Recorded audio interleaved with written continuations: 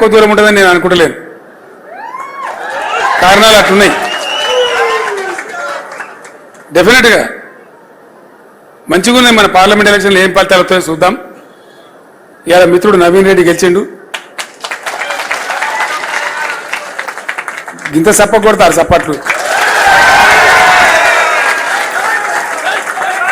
నవీన్ రెడ్డి గెలిచిండు. మహబూబ్నగర్ జిల్లా నాయకులందరూ కూడా నేను ధన్యవాదాలు తెలియజేస్తా ఉన్నా. పట్టు కట్టి జట్టు కట్టి బ్రహ్మాండమైన విజయం చేకూర్చిన పార్టీకి ఇంకొక ఎమ్మెల్సీ కూడా పెద్ద హీరోయిక్ గెలుపు గెలవబోతున్నాడు, రాకేష్ రెడ్డి. ఆ రిజల్ట్ డిక్లేర్ అయిపోయింది. అది ఎవరిని అడిగిన చెప్తున్నా మీ వాడు ఫస్ట్ కౌంట్లోకి వెళ్తాడు సార్.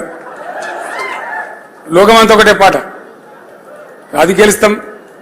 ఇక నడమల పార్లమెంట్లో ఏమవుతుందో చూద్దాం. ఎన్నెన్నో రావచ్చు, ఓట్ల శాతం కూడా ఉంటుంది కదా మనకు వచ్చేది. ఒకటి మనకు 11 వస్తాయని చెప్పిండు, ఇంకోటి 1 వస్తుందని చెప్పిండు, ఇంకోటి 2 నుంచి 4 వస్తాయన్నాడు. ఇది పెద్ద గ్యాంబ్లింగ్ లాగా అయిపోయింది. దాని మీద సట్టా బజారు, షరతులు కట్టుడు, బేటీలు కట్టుడు, ₹1 చేతులు మారుడు, ఇదో పెద్ద గోల్మాల్ కంపెనీ అయిపోయింది. సరే చూద్దాం. డెఫినెట్గా మంచి స్పందన ఉండే ప్రజలలో, బస్సు యాత్రలో మంచి ఫలితాలు రావాలి. ఎంతవరకు వస్తామో చూద్దాం. ఎట్లా వచ్చినా బాధ లేదు. మనకు 11 అయితే పెద్ద పొంగి చేసేది లేదు, 2, 3 అయితే కుంగిపోయేది లేదు. ఎట్లా వచ్చినా పరిస్థితి ఎట్లా ఉన్నా తెలంగాణ రక్షణ కవచం బీఆర్ఎస్.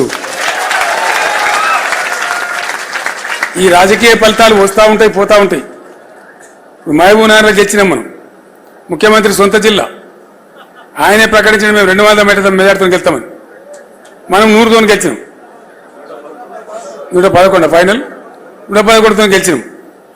అంటే ఇంత మాత్రాన మనం పొంగిపోయే అవసరం లేదు. కాబట్టి ఎప్పుడైనా జయాపజయాలు నిరంతరంగా వస్తూ ఉంటాయి, పోతూ ఉంటాయి. అవి ఆయా పరిస్థితులను బట్టి ఉంటాయి. కానీ మన ప్రయాణం, మన ప్రస్థానం కొనసాగుతుండాలి. మన కర్తవ్యం ఒకటే, దయచేసి నేను కోరుతున్నా. ఇప్పుడు కట్టే పని చేసి చాలా రోజులు అయితే నిలబడి మాట్లాడడం పర్లేదు. సో నేను కూడా మంచిగా దురస్థ అయిపోయినా, ఇప్పుడు ఏం బాధ లేదు. పోదాం, ఇంత దూరమైన పోదాం. చాలా అద్భుతమైన కొత్త నూతన ఉద్యమ పందా ఆవిష్కరించాల్సిన అవసరం ఉంది. ఇప్పుడు కొత్త ఉద్యమ పందా మనం పట్టాల్సి వస్తుంది. ఎందుకంటే ప్రజలను కాపాడుకోవాలి, ప్రజల కోసం పనిచేయాలి, ప్రజల హక్కుల కోసం పనిచేయాలి. వాళ్ళ ఆశలు అడియాసలు కాకుండా మనం కాపలాదారులుగా ఉండాలి. ఇంతకు మించిన వేరే కర్తవ్యం మనకు లేదు. తెలంగాణ ప్రజల ప్రయోజనాల పరిరక్షణనే బీఆర్ఎస్ ప్రథమ కర్తవ్యం.